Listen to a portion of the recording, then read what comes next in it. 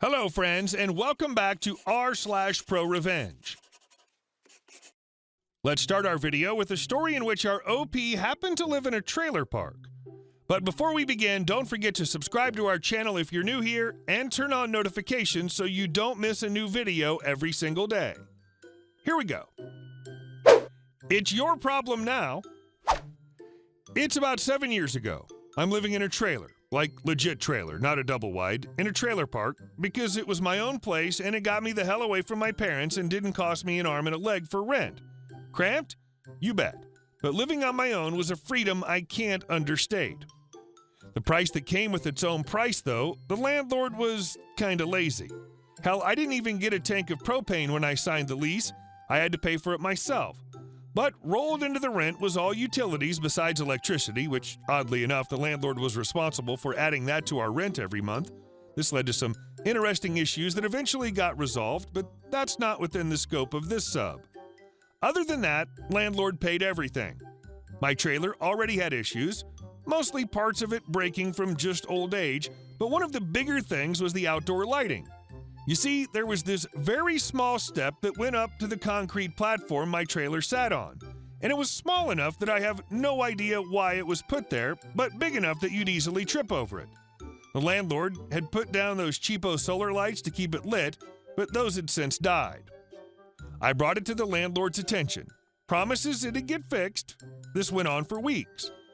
Finally, after a particularly bad day at work, I decided I had enough once I tripped over it for the umpteenth time, went to the homeless depot, and picked out some better solar lights and stuck them where the old ones were. Finally, bliss, and not having visitors and myself trip up on their way to my front door. Or so I thought. Couple of days later, I come home from work. My solar lights are crudely ripped out of the ground and tossed aside, and there's a notice taped to my door that essentially said, residents are not allowed to make their own repairs or modifications to anything on their property. If you need anything, please contact Lazy Landlord. For those curious, the entire year and a half I lived there, no, they never replaced the lights. I did, however, stick a directional light on one outdoor light that I was allowed to replace and aimed it right at the offending step. This becomes relevant later. I just sighed angrily and went about the rest of my day. Now, when I said things were breaking on my trailer from old age, a few months later, I come home from work to hear running water near my trailer. I round the corner and noticed the big water hose feeding my trailer water had basically disintegrated from being old and worn and was spewing water everywhere.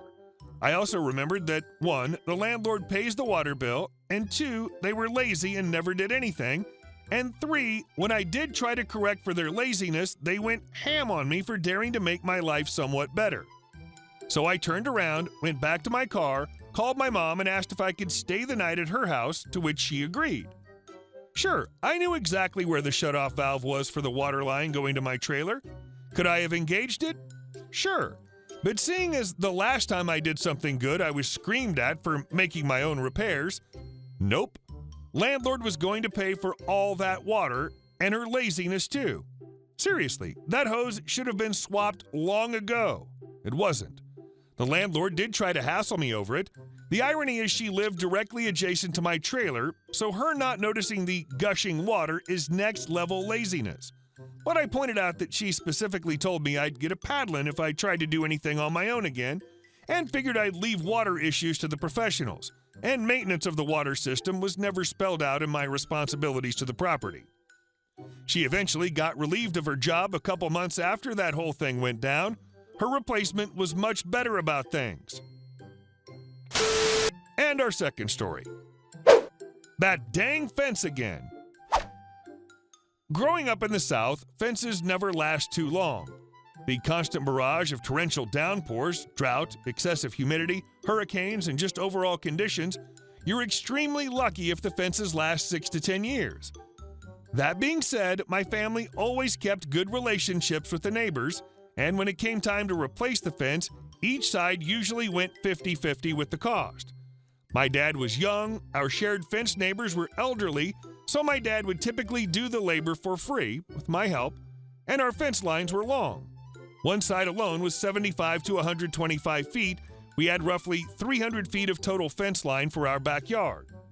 On the sides of the garage, there's typically a pathway about 4 to 5 feet wide with a wooden gate for access into the backyard. Many years ago, during a rebuild, one of the neighbors had told my dad to not worry about the side area, just build the fence from our house directly to the front corner of the garage and from behind the garage to back wall. He thought we all could save time and money by using less fencing because he never used the side walkway. More area for our dog, larger background for his kids to play in, etc. A real win-win for every party involved. So the fence went up and connected directly to and from his garage, giving us a few extra feet, and we continued with our peaceful existence just fine.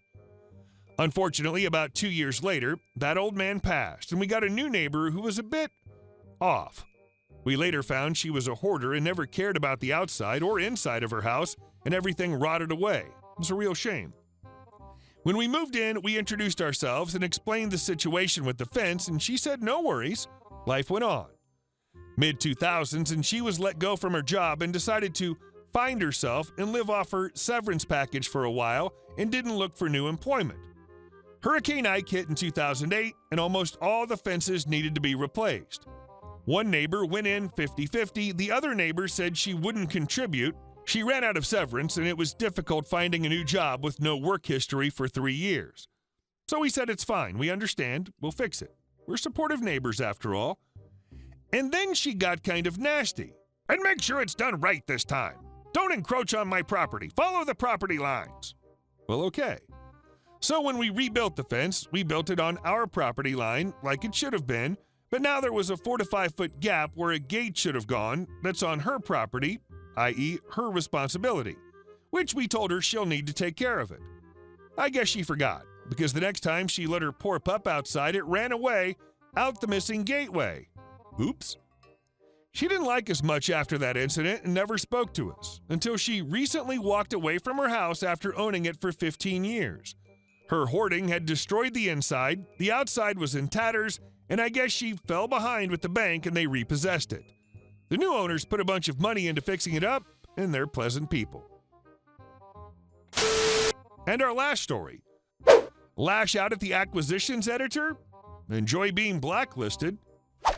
I used to work at a publishing company, and part of my responsibility was accepting or rejecting manuscript submissions.